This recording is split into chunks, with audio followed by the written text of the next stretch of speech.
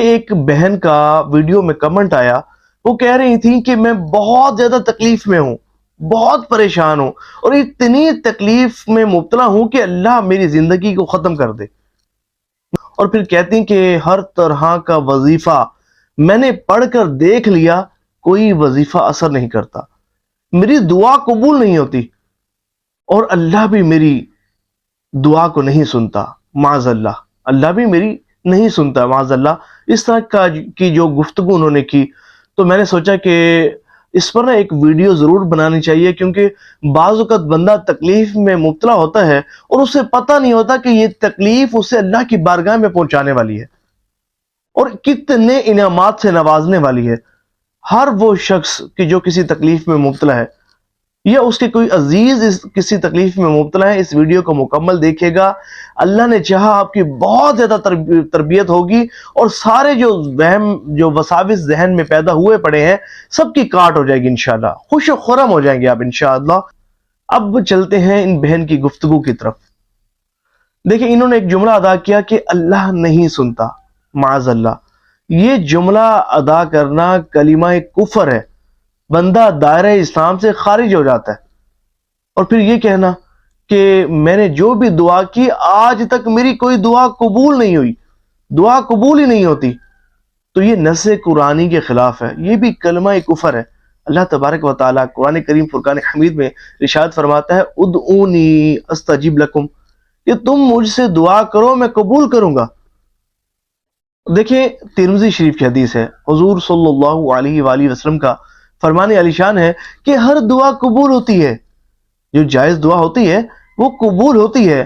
اب قبولیت کی پہلو کیا ہے؟ ایک تو یہ کہ دعا قبولیت پاتی ہے اور بندے کی جو مراد ہے وہ جلد پوری ہو جاتی ہے، یا وہ دعا اس کے گناہوں کا کفارہ بن جاتی ہے، یا وہ دعا اس کے لیے آخرت میں روک دی جاتی ہے۔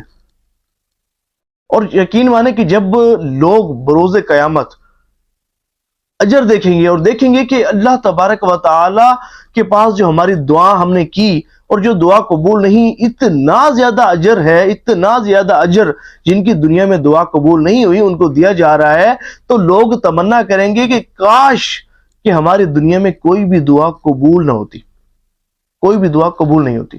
دیکھیں، اللہ اپنے پیاروں کو ہی تو آزماتا ہے، اور جب آزماتا ہے تو اپنی بارگاہ میں بلند مقام بھی عطا فرماتا ہے۔ یہ جو دنیا ہے نا، یہ مومن کے لیے قید خانہ ہے، کافر کے لیے جنت ہے، یہ آزمائش کا گھر ہے۔ ہم جس تکلیف کو تکلیف سمجھ رہے ہوتے ہیں، در حقیقت ہو سکتا ہے کہ یہ ہمارے لیے اللہ تبارک و تعالیٰ کی طرف سے ایک نعمت ہو۔ دیکھیں، مومن کو کانٹا بھی چبھتا ہے نا، تو اللہ تبارک و تعالیٰ اس کی وجہ سے اس کے گناہوں کو معاف فرماتا ہے۔ اور یہاں تک روایت میں آتا ہے کہ حضور صلی اللہ تعالی علیہ وآلہ وسلم نے ارشاد فرمایا کہ بندے کو اس کے مال، جان اور اولاد میں تکلیف پہنچتی رہتی ہے۔ فرمایا کہ بندے کو اس کے مال، جان اور اولاد میں تکلیف پہنچتی رہتی ہے، یہاں تک کہ اس کی برکت سے اللہ اس کے گناہ معاف فرما دیتا ہے، اس کی وجہ سے اللہ اس کے گناہ معاف فرما دیتا ہے، اور پھر بندہ اس حال میں اللہ کی بارگاہ میں حاضر ہوتا ہے۔ جب بندہ دنیا سے رخصت ہوتا ہے تو اس حال میں اللہ کی بارگاہ میں حاضر ہوتا ہے کہ اس کے سر پر کوئی گناہ نہیں ہوتا۔ اللہ اکبر۔ آج جو ہے وہ ہمیں تکلیف پہنچتی ہے، ٹھیک ہے، میں بیمار، کبھی بچے بیمار، کبھی والدین بیمار، کبھی جو ہے وہ مال کی آزمائش، کبھی رزق کی تنگی، کبھی فلاں مسئلہ، کبھی فلاں مسئلہ۔ ہم کہتے ہیں یہ ہو کیا رہا ہے ہمارے ساتھ، در حقیقت یہ ہمیں فائدہ پہنچ رہا ہوتا ہے۔ تو کبھی بھی اللہ کی ذات سے نا امید نہیں ہونا چاہیے، کبھی بھی ناشکری نہیں کرنی چاہیے۔ دیکھیں، بندے کا کیا کام کہ رب سے ناشکری کرے، بندے کا کیا کام کہ رب سے شکوہ کرے، شکایت کرے، یہ تو شیطان کا کام ہے، شیطان کا کام ہے۔ ہم رحمان کے بندے ہیں، ہم نے بالکل شکوہ نہیں کرنا۔ اور دیکھیں، ہر وقت خود کو نا شکر کرنے کا عادی بنائے۔ دیکھیں، اللہ تعالیٰ قرآن کریم فرقان حمید میں ارشاد فرماتا ہے، لَإِن شَكَرْتُمْ لَأَزِيدَنَّكُمْ وَلَئِن كَفَرْتُمْ إِنَّ عَذَابِي لَشَدِيدٌ، کہ اگر تم میرا شکر ادا کرو گے تو میں تمہیں بہت دوں گا، بہت دوں گا، لیکن اگر تم میری ناشکری کرو گے تو میرا عذاب بڑا سخت ہے۔ آج نعمتوں سے محرومی کا بہت بڑا سبب جو ہے وہ ہماری ناشکری ہے، شکر ہی نہیں کرتے۔ ہر حال میں شکر ادا کرو۔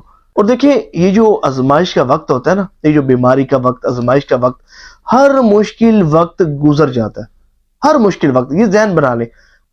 تو ہر حال میں اللہ کا شکر ادا کرو۔ بندہ جو ہے وہ بعض اوقات بیماری جو ہے وہ آزمائش تو ہے، تکلیف ہوتی ہے، لیکن منہ سے کلمات کفر نکالنا خود کو جہنم کے سپرد کرنا ہے۔ اللہ کے غضب اور اس کی ناراضگی کا شکار ہونا یہ اچھی بات نہیں ہے۔ اللہ تبارک و تعالی ہم سب پر اپنی خاص رحمتوں کا نزول فرمائے، اپنی ناشکری سے محفوظ رکھے۔ اچھا، بعض اوقات یوں ہوتا ہے کہ بندہ جو ہے وہ کثرت سے وظائف پڑھنا شروع کرتا ہے، اور ایسے وظائف کہ فلاں نے بھی بتایا اس نے وظیفہ پڑھنا شروع کر دیا، فلاں نے بھی بتایا اس نے وہ وظیفہ پڑھنا شروع کر دیا۔ دیکھیں، بعض وظائف ایسے ہوتے ہیں جو جلالی ہوتے ہیں، اور بعض وظائف ایسے ہوتے ہیں کہ جو اجازت کے ساتھ پڑھنے ہوتے ہیں۔ بعض وظائف ایسے ہوتے ہیں کہ ان کو پڑھنے کے لیے مخصوص آداب جو ہے وہ مخصوص پرہیز بجا لانا ہوتا ہے۔ بعض وظائف ایسے ہوتے ہیں کہ اگر آپ نے بغیر اجازت کے پڑھے تو آپ رجعت میں مبتلا ہو جاتے ہیں۔ اب یہ بھی تو طریقہ درست نہیں ہے نا۔ آپ ایک وظیفہ پڑھ رہے تھے اور پڑھتے پڑھتے کسی نے کہا جی آپ یہ وظیفہ پڑھو، آپ نے اس کو چھوڑ دیا، پھر نیا وظیفہ شروع کر دیا، پھر نیا وظیفہ شروع کر دیا۔ یہ طریقہ بالکل بھی درست نہیں ہے۔ بعض اوقات یوں بھی ہوتا ہے کہ بندہ کسی جگہ وظیفہ پڑھ رہا ہوتا ہے اور وہاں سے شیاطین کے لشکر گزرتے ہیں، جنات کا بسیرا ہوتا ہے، اور جو ہے وہ کافر جنات ہوتے ہیں۔ جب آپ کلام اللہ پڑھتے ہیں اس جگہ پر ان کو تکلیف پہنچتی ہے، وہ آپ کو تکلیف پہنچاتے ہیں۔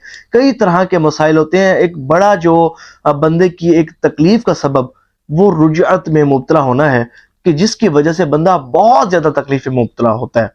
تو اس کا بہترین حل یہ ہے کہ اگر آپ کو محسوس ہوتا ہے کہ آپ رجعت میں مبتلا ہو چکے ہیں، تو سب سے پہلا کام آپ یہ کریں کہ جتنے بھی وظائف آپ پڑھ رہے تھے سب کو چھوڑ دیں سوائے درود پاک کے۔ درود پاک کی کثرت، یہ آپ کو جب آپ اس کی کثرت کریں گے اللہ کی رحمتوں کا نزول ہوگا، اور یہ مسائل جو ہے وہ سارے آہستہ آہستہ ہٹنا شروع ہو جائیں گے، خصوصاً درود شفا کی کثرت۔ جب آپ اس کی کثرت کریں گے انشاءاللہ عز و جل یہ رجعت کے معاملات بھی دور ہونا شروع ہو جائیں گے۔ اور اس کے ساتھ یہ ہے کہ سورۃ عبس جو ہے وہ 7 مرتبہ روزانہ بلا ناغہ 41 دن تک پانی پر دم کر کے پی جائے تو اس سے بھی رجعت کی کاٹ ہو جاتی ہے، بہترین کاٹ ہو جاتی ہے۔ اور ساتھ جو ہے وہ درود شفا پڑھتے رہیں۔ اور دوسری بات یہ ہے کہ دعا کے قبولیت کے کچھ اوقات بھی ہیں، اگر ان اوقات میں آپ دعا کریں گے تو اللہ تبارک و تعالی قبول فرمائے گا۔ بالخصوص جو ہے وہ تہجد کو پڑھنے کا اپنا معمول بنائے، نہیں ہوتی۔ چاشت کی نماز کے بعد آپ جو ہے وہ 500 مرتبہ یا سمیع پڑھیں اور دعا کریں، دیکھیں بڑا بہترین وظیفہ ہے۔ دعا اللہ نے چاہا تو قبول ہوگی، اور ویسے بھی دعا قبول ہی قبول ہے، دعا قبول ہوتی ہے۔ یا سمیع 100 مرتبہ پڑھ کر دعا کریں، اللہ نے چاہا تو جو ہے آپ کی جو دعائیں ہیں وہ جلد قبول ہوں گی۔ تو بات یہ ہے کہ دعا قبول ہوتی ہے، اور کبھی بھی ہم نے رب کی بارگاہ میں شکوہ شکایت نہیں کرنی۔ بس یہ ذہن نشین کر لیں کہ ہم نے شکوہ شکایت نہیں کرنی، اور اللہ کی رضا پر راضی رہنا ہے۔